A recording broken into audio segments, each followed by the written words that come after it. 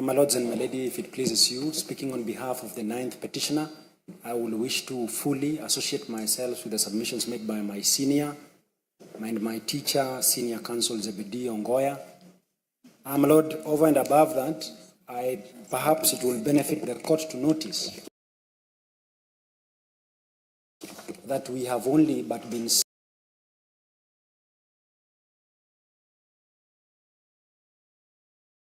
served with the application.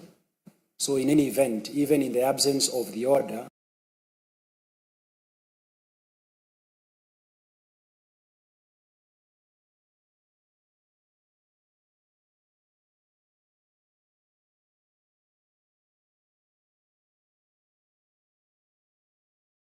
with the business of the day, Mr. at the Court of Appeal. Thank you.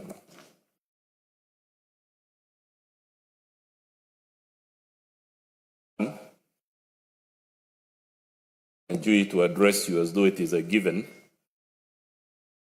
ultimately grant his request, and therefore, as already submitted, there is no basis for that request he makes as we speak. Number two, if you were to grant it, all the other petitioners in the cohort of petitions that were equally held in abeyance pending the delivery of this judgment. So there is nothing special about his petition that would require a different approach.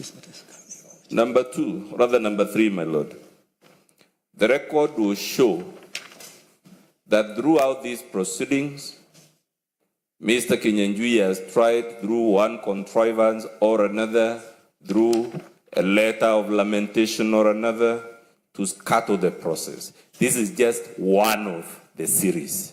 It should be dealt the way the others have been dealt with. Thank you. Mr. Kinyanjui, I'll give you a right of reply. Thank you very much. There is no need for Learned Counsel to cast aspersions on me. At no time did I seek to stop these proceedings.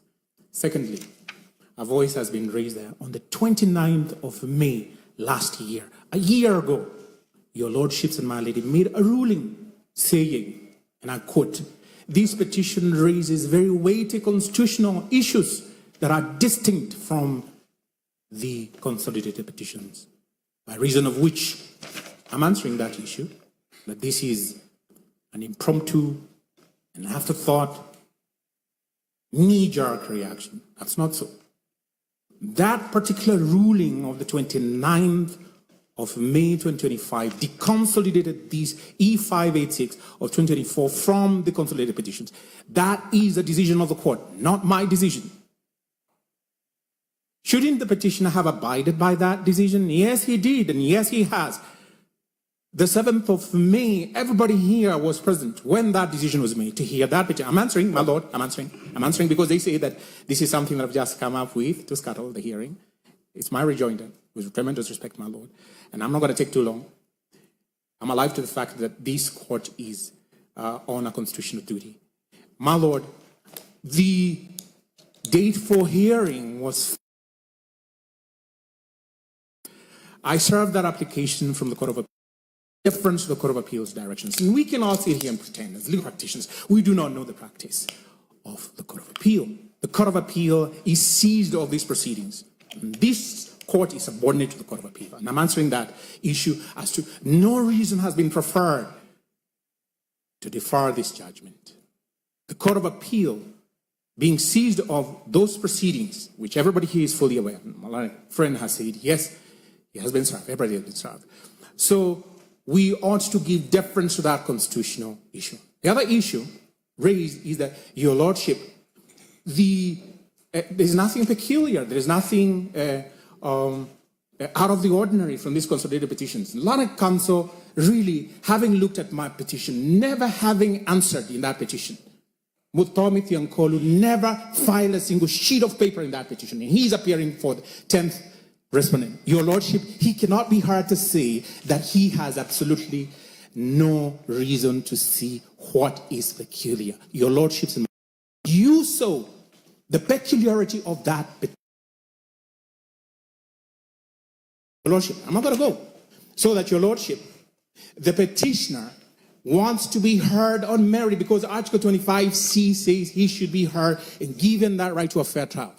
As I close, none of my learned friends here, when that petition comes up for hearing, should ever remove from their pocket the res judicata card. None of you. My Lord, I say so because they are happy to have the judgment today. And I'm going to demonstrate there was no lawful impeachment. Constitutional threshold was never met, and I'm not delving into that. So none of them, my lords, none of them, no, Prof, please don't point a finger at me. None of them should be heard to say that my client's petition is res judicata. So that, Your Lordship, Mr. Pinanjay, yes, we have given you enough time. Yes, this is my last remark. This is my last remark. Since the Honorable the DR received these formal communications and was brought to the attention of this honorable court, I very believe this honorable court should have deferred to the Court of Appeal. And I said, we're not adjourning indefinitely. It's not open-ended. Even give me this afternoon, we'll be heard, and then you can render your judgment tomorrow. Thank you for hearing me.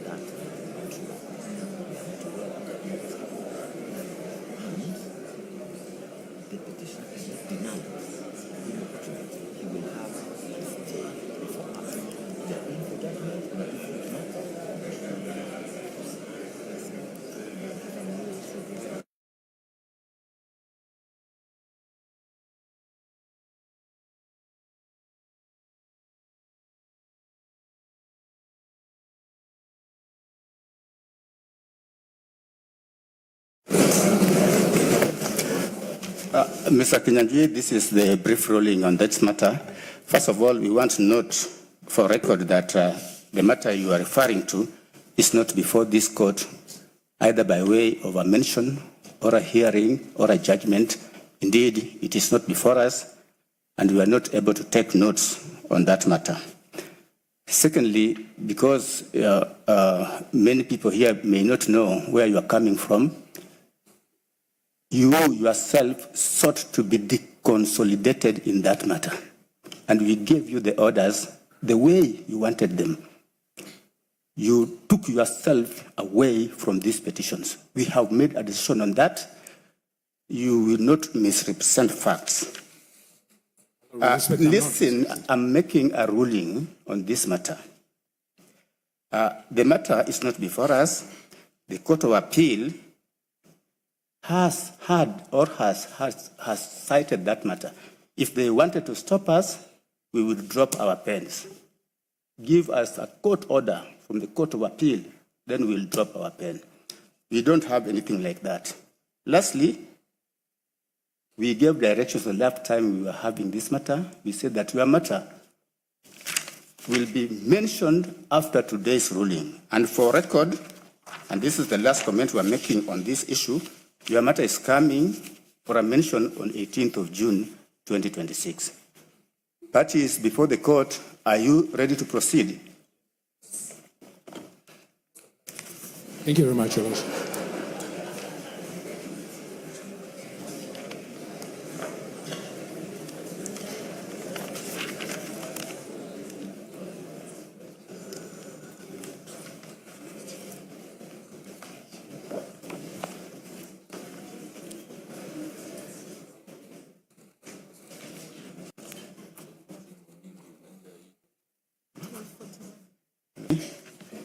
To take the constitution number E 550, number E 574, Keregoya petition number E 014 of 2024, Keregoya petition number E 015 of 2024, Nairobi petition number E 522 of 2024, Nairobi petition E 506 of 2024, Nairobi Petition E 509 of 2024, Nairobi Petition number E 525 of 2024, Nairobi Petition number E 528 of 2024, Nairobi Petition number E 537 of 2024, Nairobi Petition number E 541 of 2024, E 567 of 2024, E 576 of 2024, E 586 of 2024, and E 598 of 2024 between Honorable His Excellency Rigathi Gachagua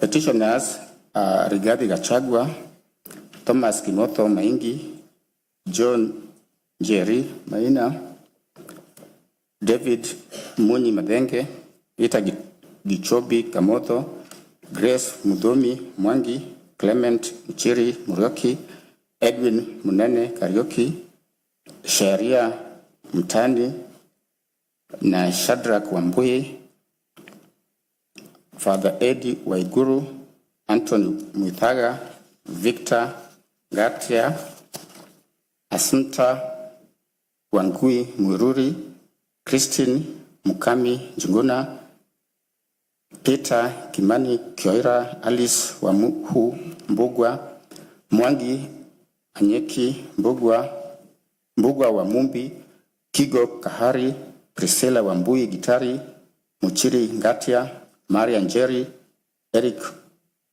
Warui Mwaniki, Brian Hunja, Sarah Hubi, Margaret Wanjira, Samuel Njenga, Hebron Gakuru, Samuel Ngari,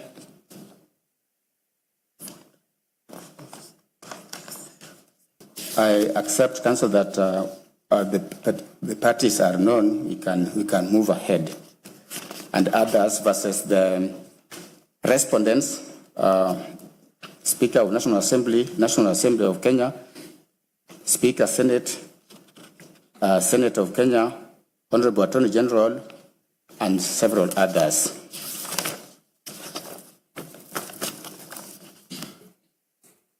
This is the judgment. For the sake of clarity, I believe the lead file in terms of the directions that this Honorable Court gave is E565. Yes. That is not quite what I heard. Yeah, that is the lead file. That is the position. Yes. Thank you. This is the judgment. We have a 350-page judgment, and we'll try as much as possible to read it. Introduction and background. In the general election of 9th of August 2022, the first petitioner, hereinafter referred to as His Excellency Gachagua, was elected as the Deputy President of the Republic of Kenya alongside His Excellency William Ruto, whom we refer to as President. Their election was upheld by the Supreme Court, paving the way for their swearing in on 13th of September 2022, beginning what was expected to be a full constitutional term under Article 145, Sub-Article 1, and Article 148, Sub-Article 6. That expectation, however, was cut short following the successful impeachment proceedings against His Excellency Gachagua. The process leading to his removal commenced on 1st of October 2024, when Honorable Mwengi Mutuse, the 9th respondent and Member of Parliament for Kibwezi West constituency, we shall refer to him as Hon Mutuse, introduced an impeachment motion pursuant to Article 145 and Article 150 of the Constitution. The motion hereafter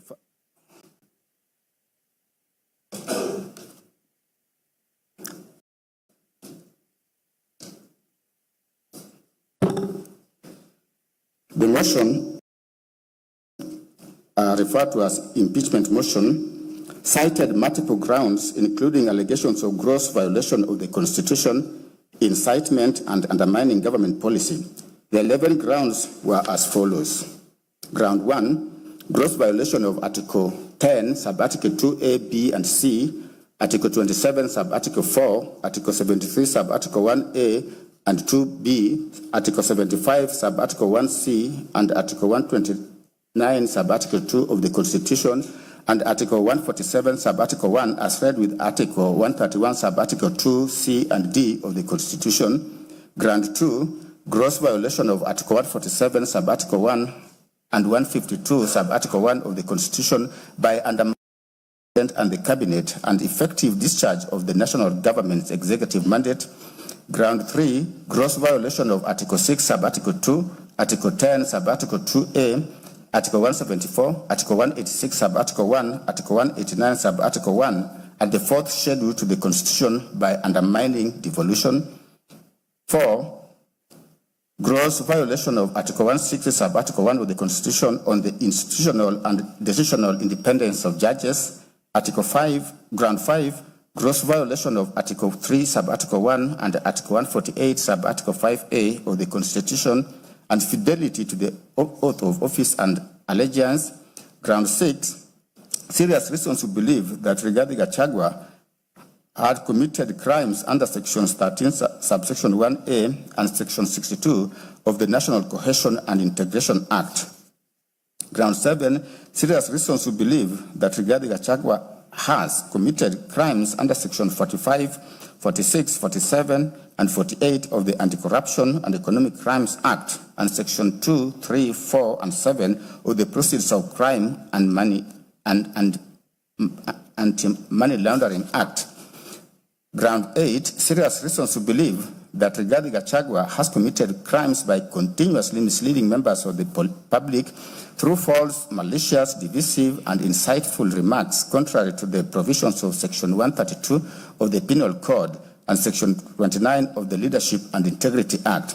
Ground 9, gross misconduct under Article 150, Sub-Article 1B of the Constitution by publicly attacking and undermining the work of the National Security Intelligence Service and its officers. Ground 10, gross misconduct or insubordination by openly or publicly insubordinating the President, who is the head of state and government. Ground 11, gross misconduct by persistently bullying state and public officers.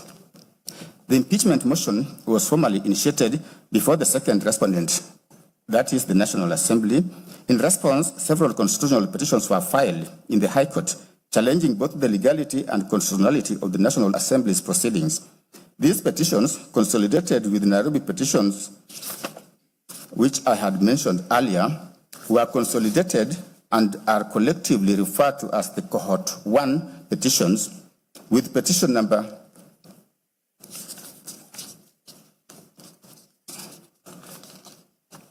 E522 of 2024 designated as the lead file. 56, that was Cohort 1 petitions. Cohort 2 petitions, where these petitions belong, the lead file is 565 of 2024. On 8th of October 2024, the National Assembly passed the impeachment motion. Subsequently, the resolution was transmitted to the Senate. As the impeachment process unfolded, further applications were seeking conservatory release were filed in the High Court to restrain the Senate from proceeding with impeachment hearings. The Senate thereafter conducted its hearings and upheld 5 of the 11 charges against His Excellency Gachagua, as a result of which he effectively ceased to hold office as Deputy President of the Republic of Kenya. The Senate's decision was communicated to the public through a Gazette notice issued on 17th of October 2024. Following the impeachment, His Excellency President Ruto nominated Professor Kithure Kindiki, the second interested party, whom we shall refer to His Excellency Kindiki, to fill the vacancy in the office of the Deputy President. The National Assembly voted in favor of the nomination, and His Excellency Kindiki was sworn into the office on 1st of November 2024. As the Senate proceedings that culminated in the impeachment of His Excellency Gachagua were underway, And while the National Assembly was concurrently addressing the vacancy created in the office of the Deputy President, further petitions were filed in the High Court at Nairobi and Kerugoya, including petition number 565 and several other petitions. Being designated with petition number 565 of 2024 being designated as the lead file. Conservatory orders were initially issued restraining the swearing in of His Excellency Kindiki as Deputy President, but those orders were later lifted by this court in its ruling of 31st of October 2024, paving way for the swearing in as earlier stated.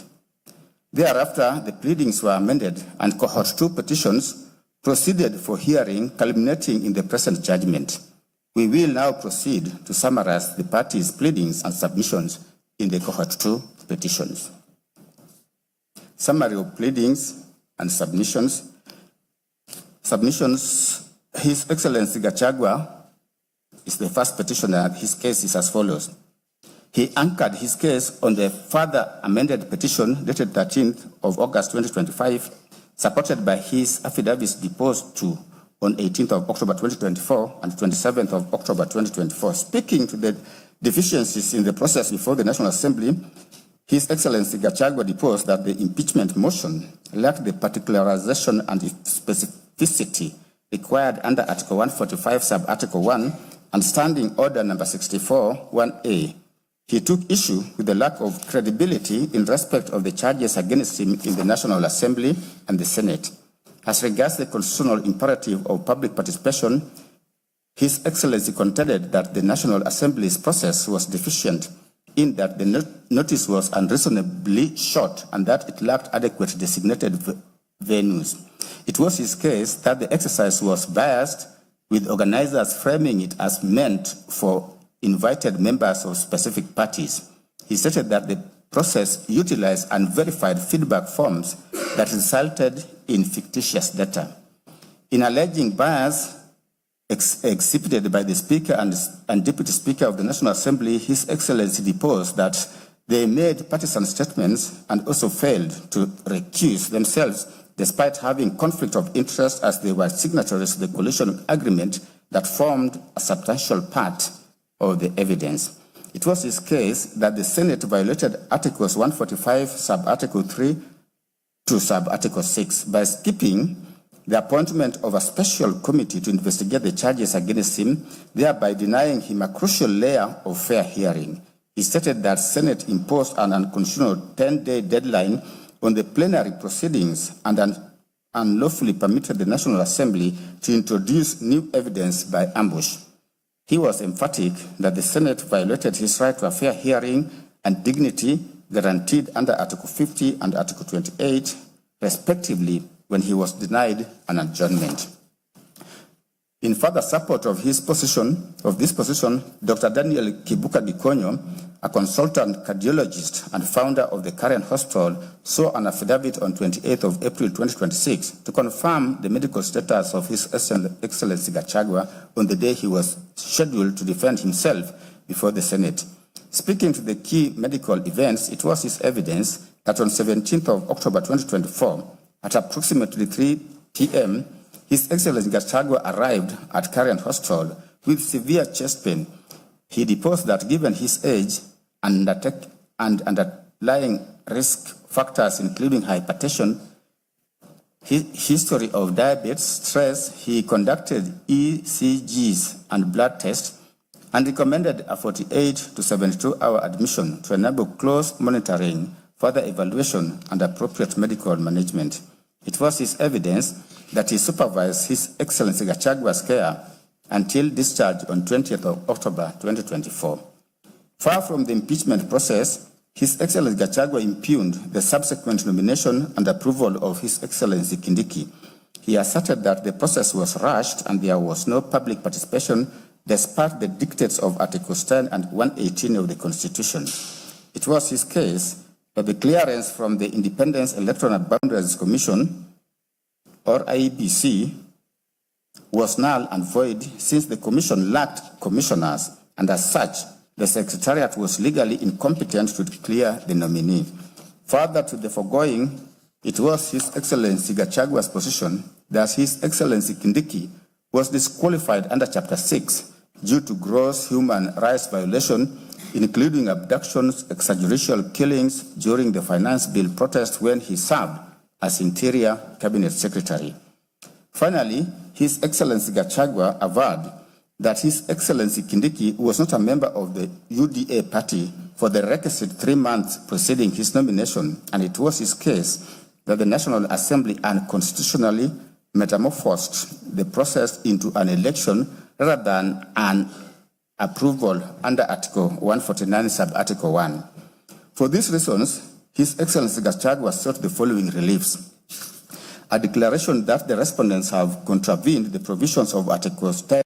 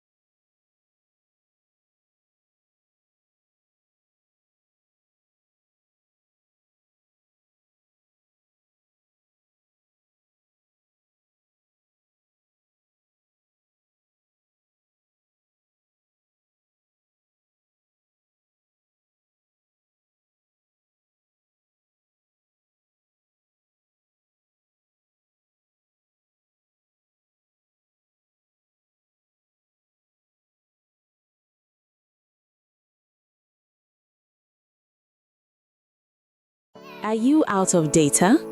Muthui Solutions Hub brings you amazing data deals, tunukiwa, minutes and SMS deals purchased with or without Okoa Jahazi. To get these deals, pay exact amount to till number 6964518. For more inquiries, reach our 24/7 support at 0719 289 675.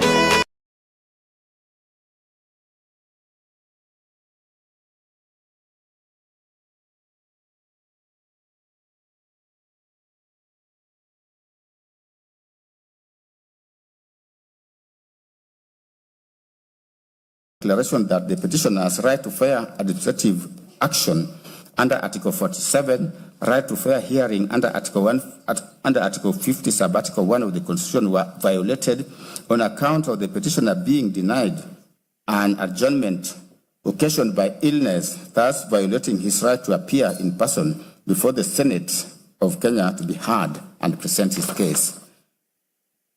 He also sought a declaration that the National Assembly and the Senate, in their evaluation of the impeachment proceedings before them, failed to properly assess each of the specified grounds and determine if they collectively or individually constitute a gross violation of the Constitution, warranting voting to uphold the impeachment charges against the petitioner. Hence, the resolution of 8th of October 2024 in the National Assembly and the vote upholding the impeachment charges that of the Senate passed on 17th of October 24 do not meet the threshold for impeachment set out under Article 150 as read with Article 145 of the Constitution. Hence, the same be and are hereby set aside. An order of certiorari to remove into this Honorable Court and quash the decision and or resolution of the National Assembly and the Senate made on 8th of October 2024 and 17th of October 2024, respectively, resolving to remove from office by impeachment His Excellency Rigathi Gachagua, EGH, Deputy President, Republic of Kenya. At the ninth prayer, the petitioner sought an order of certiorari to bring up into this court to be quashed the resolution of the Senate of Kenya made on 17th of October 2024 to remove from office by impeachment His Excellency Rigathi Gachagua, EGH, Deputy President, Republic of Kenya, on the grounds expressed in Gazette Notice number 13/400. He also sought at prayer number 11 a declaration does issue that the IEBC could not clear Kithure Kindiki without the involvement or approval of commissioners under Article 88 and Article 250, Sub-Article 1 of the Constitution as read with Section 4 and Section 11A of the IEBC Act. The purported clearance was therefore null and void.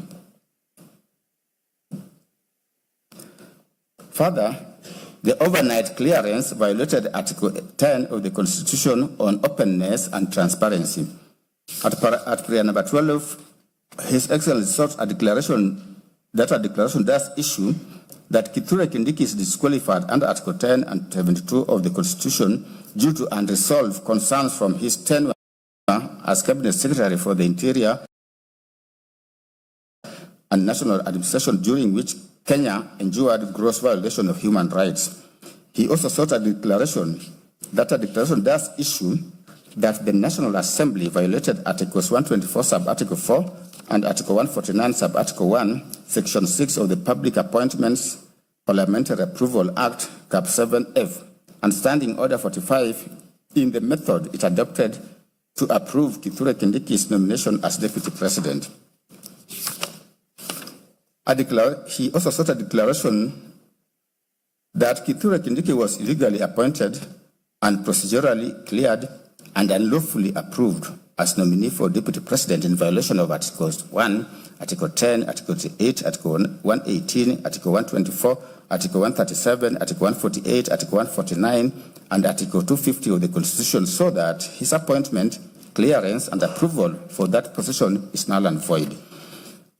At prayer 15, he sought a declaration that the petitioner suffered harm and is therefore entitled to constitutional damages as compensation for the violations against him in terms of general damages, punitive and aggravated damages, security to be specified at the hearing, special damages under Gazette Notice number 10346 of 2023 for loss of 1, salary, 2, official transport and other prevailing transport policy for 35 months, medical cover and benefits detailed to be supplied, airtime, gratuity, and annual salary for 5 years.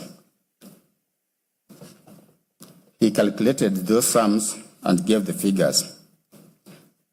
At prayer number 16, His Excellency sought pension and other benefits under the Retired Benefits Deputy President and Designated State Officers Act, Chapter 197B of the Laws of Kenya.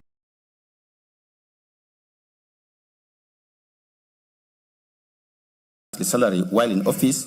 2, a lump sum payment on retirement calculated as a sum equal to 1 year's salary paid for each term served in office. 3, 2 saloon vehicles of an engine capacity not exceeding 2,000 cc, which shall be replaceable once every 4 years.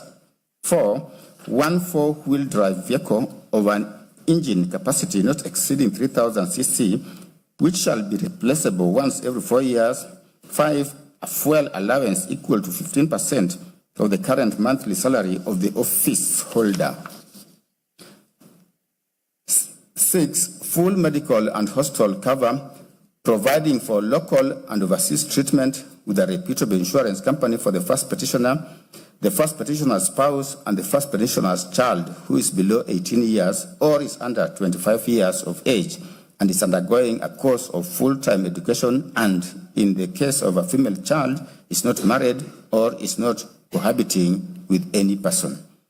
7, 2 drivers. 8, 1 personal assistant. 9, 1 accountant. 10, 1 secretary. 11, 2 housekeepers. 12, 2 senior support staff. 13, 2 cooks. 14, 2 gardeners. 15, 2 cleaners. 16, armed security guards, who shall be provided on the request of the first petitioner. 17, diplomatic passport for the first petitioner and his spouse. And 18, office and office equipment. 19, maintenance expense for the vehicles provided. 20, access to the VIP lounge 2 at all airports within Kenya. He also prayed for cost of this petition and such other reliefs as this court may deem just. In support of his claim, His Excellency Gachagua submitted, or rather in his submissions, he advanced his case further through written submissions dated 7th of October 2025, which were orally highlighted in court by his counsel, Paul Muthui Senior Counsel, Elisha Ongoya Senior Counsel, and Mr. Ochiel Dudley, among others.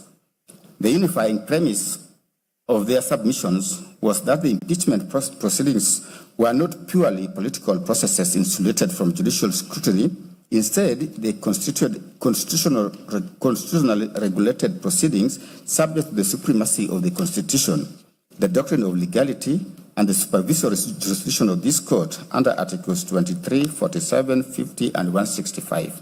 Overall, they came up with the following issues for court's determination. 1, whether National Assembly motion met the constitutional threshold under Article 145. 2, whether the Senate violated Articles 145, sub-Article 3 to 6 by failing to appoint a special committee to investigate the charges. 3, whether the Senate, misled by its misinterpretation of Article 145, rushed the process and denied the petitioner a fair hearing. D, whether there was adequate public participation at both the National Assembly and the Senate. E, whether the speakers of the National Assembly and Senate were biased in reality or in perception. F, whether the overnight clearance and approval of a replacement of Deputy President evidence a predetermined process. G, whether Standing Order number 62 sub order 2 of the National Assembly is valid. And then lastly, what are the available reliefs? The lawyers for His Excellency, the petitioner Rigathi Gachagua, collectively submitted that while Parliament undeniably possesses the authority to undertake impeachment, such authority is neither absolute nor immune from judicial review when allegations of constitutional violations, irrationality, or procedural impropriety arise. They characterize the proceedings as a politically engineered process disguised as constitutional compliance, submitting that Parliament specifically observed procedural forms while deliberately undermining constitutional substance, thereby necessitating judicial intervention to preserve the rule of law. Leading the charge on the constitutional standards of the process, learned Senior Counsel Elisha Ongoya anchored his arguments on constitutionalism and legitimacy within Kenya's presidential order. He submitted that the Constitution transformed governance from unrestrained political discretion to a system founded on constitutional limitation and accountability, which rendered all exercise of public power, including parliamentary impeachment, subordinate to the Constitution and amenable to judicial scrutiny.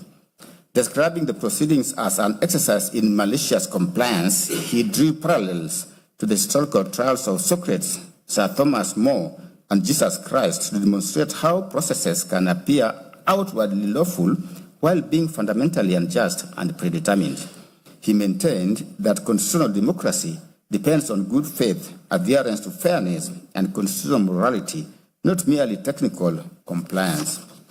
In analyzing the text of Article 145 and Article 150,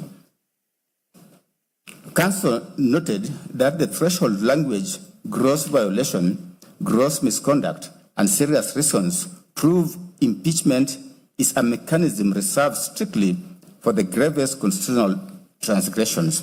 To that end, Counsel drew the support from the cases of Mike Sonko, which we have, particulars we have given, Muya and versus Tribunal appointed to investigate the conduct of Justice Martin Muya, we have given citation. He used these cases to argue that grounds must be substantiated by cogent evidence to an intermediate standard higher than a balance of probabilities. Senior Counsel Ngoya further submitted that since impeachment directly interferes with the sovereign will of the electorate expressed through universal suffrage, courts could not abdicate their responsibility by treating it as a purely political immune process. It was his case that the grave consequences of removal brought the matter squarely within the High Court's supervisory jurisdiction, requiring it to interrogate whether Parliament met the heightened constitutional standards. Senior Counsel Paul Muthui submitted on the democratic mandate and the political question doctrine. He was emphatic that impeachment in Kenya's presidential system is an extraordinary constitutional remedy of last resort. He distinguished Kenya's architecture from parliamentary systems where executive tenure relies on legislative confidence. It was his case that the deputy president derives direct democratic legitimacy from the electorate through universal suffrage and cannot be removed due to transient political dissatisfaction or partisan convenience. In view of the fact that impeachment effectively overturns the democratic will, it was Senior Counsel's position that the Constitution deliberately imposed strict procedures and substantive safeguards that courts are duty-bound to enforce. Learned Counsel drew support from the decision in Mike Sonko Mbuvi, which we have stated, to restate that the threshold for removal could not be reduced to political expediency. He further called to his aid the Court of Appeal decision in Martin Nyaga Wambora, we have given citation, to argue that judicial review of the proceedings affirmed constitutional supremacy rather than offend the concept of separation of powers. He firmly rejected the respondent's invocation of the political question doctrine, asserting that the Constitution creates no autonomous islands immune from accountability, and he maintained that all constitutional power remains subordinate to the judiciary's review. Learned Counsel Mr. Ochieng Dudley submitted on jurisdiction and the mandatory duty to adjudicate. At the outset, he pointed out an alleged internal contradiction in the respondent's case, simultaneously conceding the court's jurisdiction while urging it to abstain from exercising it.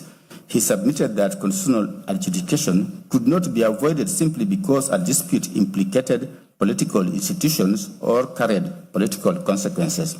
He took the position that once allegations of procedural impropriety or rights infringements arose, the process ceased to be purely political. Drawing on the United States Supreme Court decision in Cohens versus Virginia, we've given citation, he argued that a court acts just as improperly when it declines constitutionally vested jurisdiction as when it arrogates jurisdiction it does not possess. It was his case that Article 165 imposes a mandatory obligation on the High Court to determine disputes whose constitutional violations are alleged as such. The judiciary would itself violate the Constitution by declining to hear politically sensitive questions. Mr. Ochieng submitted further that separation of powers does not establish institutional immunity and that judicial review ensures Parliament acts within its boundaries. Citing the Supreme Court advisory opinion in the matter of Kenya National Commission on Human Rights, Counsel concluded that constitutional interpretation in such disputes must be transformative, holistic, and purposive rather than mechanical. In the written submission, His Excellency Gachagua specifically impugned ground 8 of the charges, noting that it relied on Section 132 of the Penal Code, a provision already declared unconstitutional in Robert Alai versus the Attorney General matter. On the right to a fair hearing, he maintained that the Senate violated his inalienable right by proceeding in his absence due to illness, contrary to Article 50, Sub-Article 2F and Article 25C. He drew support from Karaoke versus Attorney General, where it was argued that denying an adjournment impacting a citizen's constitutional rights warrants careful circumspection. He further submitted that the rushed manner of the proceedings mirrored the predetermined and unjust actions condemned in Olo versus Kisumu County Assembly Service Board and another, rendering the resulting decisions absolute nullities. Submitting on public participation and institutional incapacity, it was His Excellency Gachagua's case that both houses entirely failed the threshold. He referred to the decisions in Mohammed and 6 others versus County Assembly of Wajir.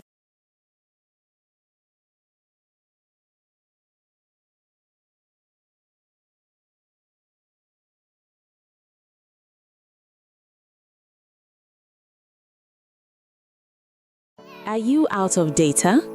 Muthui Solutions Hub brings you amazing data deals to Nukiwa, minutes and SMS deals purchased with or without Okoa Jahazi.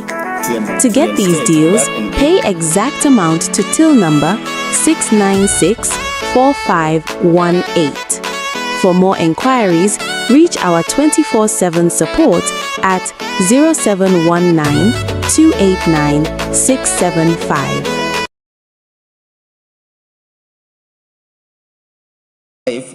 Discredited the involvement of the IEBC, arguing that constitutional functions committee is a mandatory obligation, relying on a set of authorities including Sony Holdings versus Registrar of Trademarks and another. They submitted that courts routinely interpret may as mandatory to effect legislative intent, to effectuate legislative intent.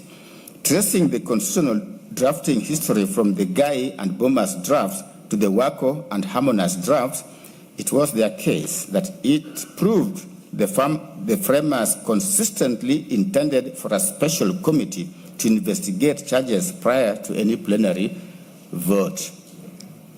In conclusion, His Excellency Gachagua drew inspiration from the Filipino Supreme Court in Sara Duterte versus House of Representatives. We have given citation to reiterate that impeachment processes remain strictly subject to the Bill of Rights to check grave abuses of discretion. Consequently, they urge the court to utilize its discretion as established in Imanyara and 2 others versus Attorney General to award damages for the constitutional violations to vindicate His Excellency Gachagua's right and deter future legislative infringements.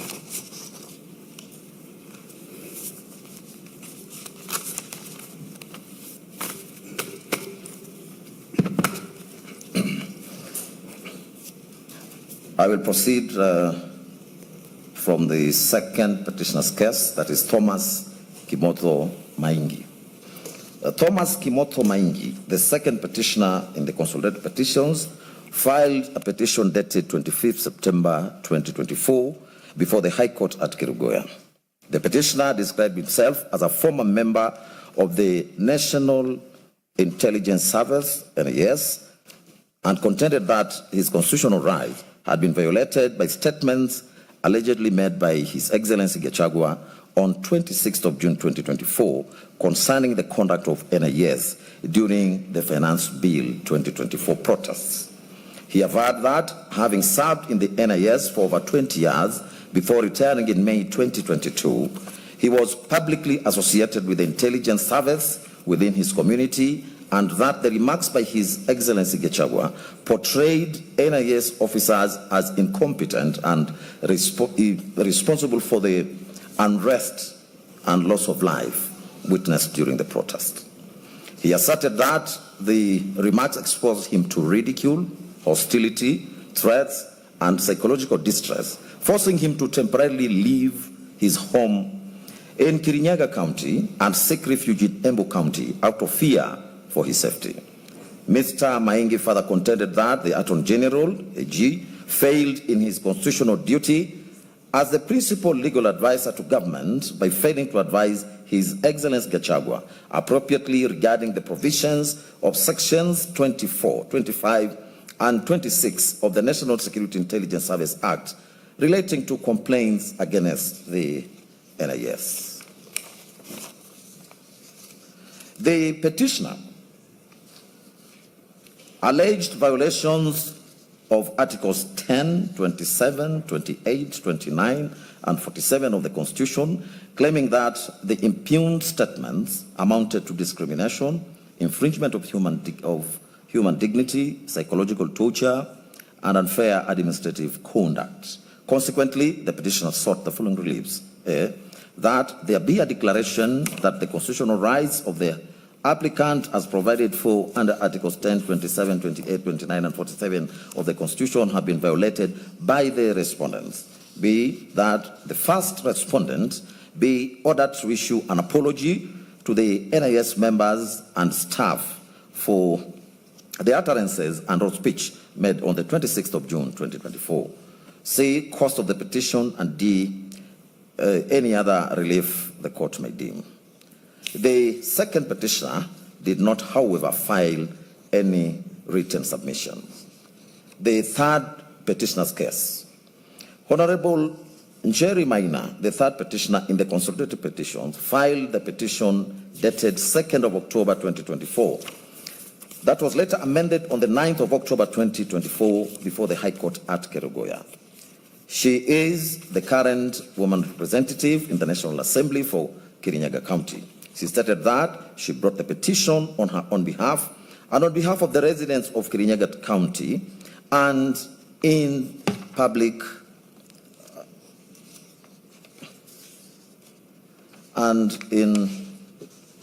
discretion as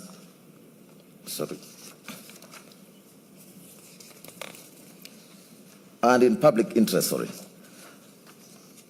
her petition also principally challenged the constitutionality, legality, and procedural propriety of the impeachment proceedings commenced against His Excellency Gachagua. She contended that public participation process undertaken by the National Assembly in relation to the impeachment motion was ineffective, inadequate, and unconstitutional owing to the short notice periods and inaccessible venues. She took issue with the insufficient dissemination of information, defective response templates, lack of proper facilitation of members of the public, and the alleged failure by Parliament to comply with court orders directing constituency-level public participation. She further asserted that the impeachment process violated Articles 10, 47, 48, 145, and 150 of the Constitution, and challenged the constitutionality of Standing Order number 64-2 of the National Assembly Standing Orders on the basis that it imposed an unconstitutional 7-day timeline for disposal of impeachment proceedings, thereby undermining meaningful public participation. Honorable Maina also questioned the legality of the Senate's decision to conduct the impeachment proceedings in plenary instead of through a special committee under Article 145, Sub-Article 3B of the Constitution, urging that investigation of impeachment charges could only lawfully be undertaken by a select committee of the Senate. In addition, she challenged the legality of the National Assembly as constituted, contending that it failed to comply with the constitutional 2/3 gender principle under Articles 27, 81B, 102, 161 of the Constitution, and was therefore incapable of lawfully entertaining an impeachment motion. As such, Honorable Maina sought for the following reliefs. A declaration that the modalities put in place by the first respondent in respect of the public participation forums that were scheduled for the 4th October 2024 regarding the special motion fell below the threshold of proper, effective, and meaningful public participation as envisaged under Article 10 of the Constitution. B, a declaration that the modalities put in place by the first respondent in respect of the public participation forums held on 4th and 5th of October 2024 as ordered by this honorable court regarding the special motion were in disregard of the court's orders and fell below the threshold of a proper, effective and meaningful public participation as envisaged under Article 10 of the Constitution. C, a declaration that the impeachment process as against the first interested party undertaken by the first and the second respondents in view of modalities of public participation forums held on the 4th and 5th October 2024, failing well below the threshold of a proper, effective and meaningful public participation as envisaged under Article 10 of the Constitution, were unconstitutional and therefore void. D, a declaration that the appointment of a select committee by the Senate under Article 145(3)(b) of the Constitution is not discretionary in the impeachment of a president or deputy president in light of Article 259 of the Constitution. A declaration that any proceedings in regard to impeachment of the first interested party taken by the second and fourth petition respondents outside the select committee of Senate under Article 145, Sub-Article 3B of the Constitution are unconstitutional and void.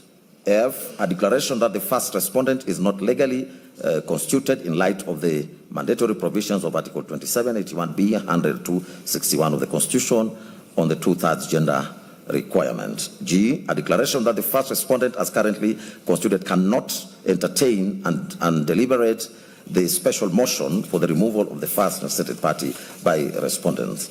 H, cost of the suit, and I, any other order or orders that this court may deem just. The third petitioner's submissions.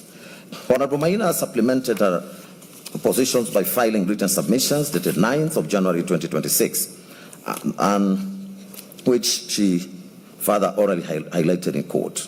She identified the following issues for determination. 1, whether the public participation exercise conducted by the National Assembly on the 4th of October 2024 met the constitutional threshold under Article 118 of the Constitution. B, whether the yes-no templates deployed by the National Assembly violated constitutional requirements for meaningful public participation. 3, whether the Senate violated Article 118 by not conducting public participation at the Senate stage. 4, whether the Senate violated Article 145(3)(b) by failing to appoint a special committee of 11 members.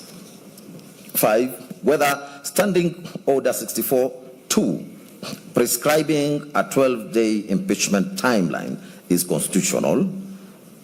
6, whether the impeachment process violated Article 50 on fair hearing protections.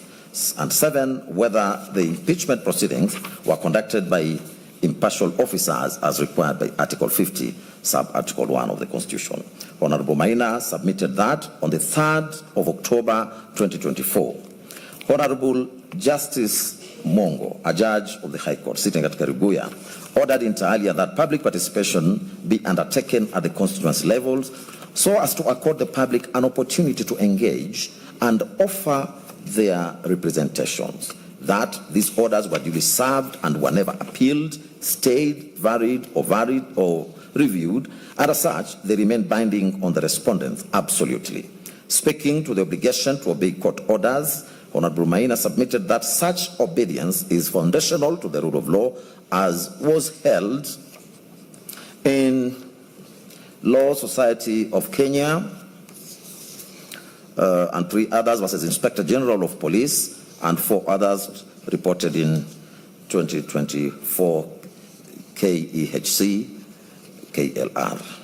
She submitted that this obligation extended even to cases where the person affected by an order believes it to be irregular or void, as was held in Refrigeration and Kitchen Utensils Limited versus Gulab Chand, Popatlal Shah, and others, the civil application number Nairobi 1339 of 1990. She further submitted that proper compliance required reasonable notice and not the same day or the next day notice.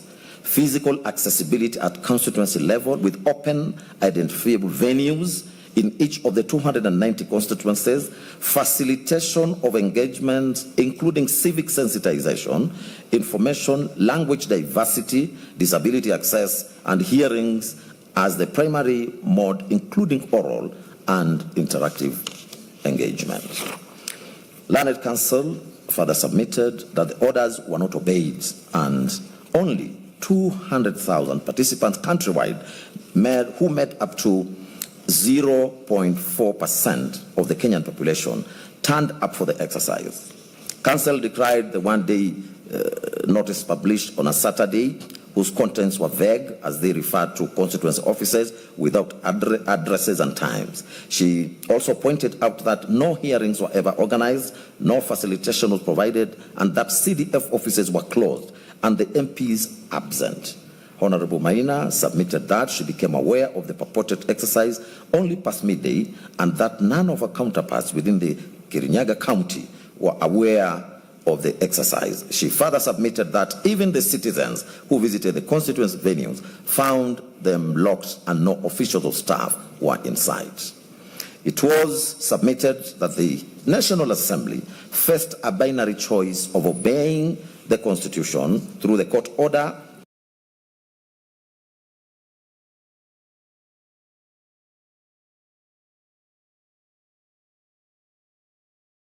or preserve standing order 64-2, which provided for 7 days deadline. They chose the latter, which Honorable Maina describes as contempt.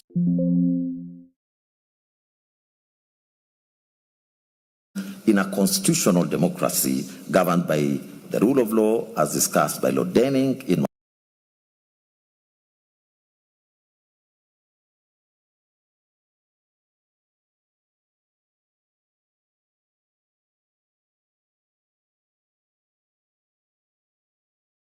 for versus United States Company Limited, United Africa 61.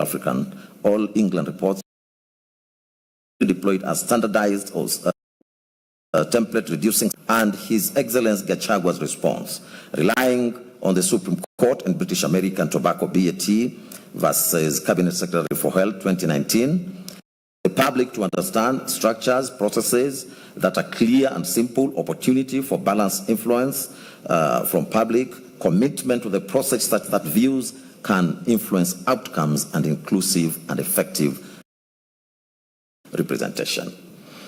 She also listed integrity and transparency of the process and capacity to engage on the part of public, including sensitization of the subject matter.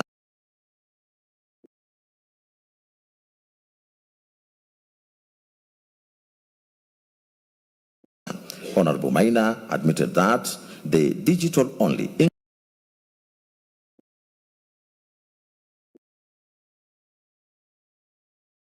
English-only mechanism systematically excluded rural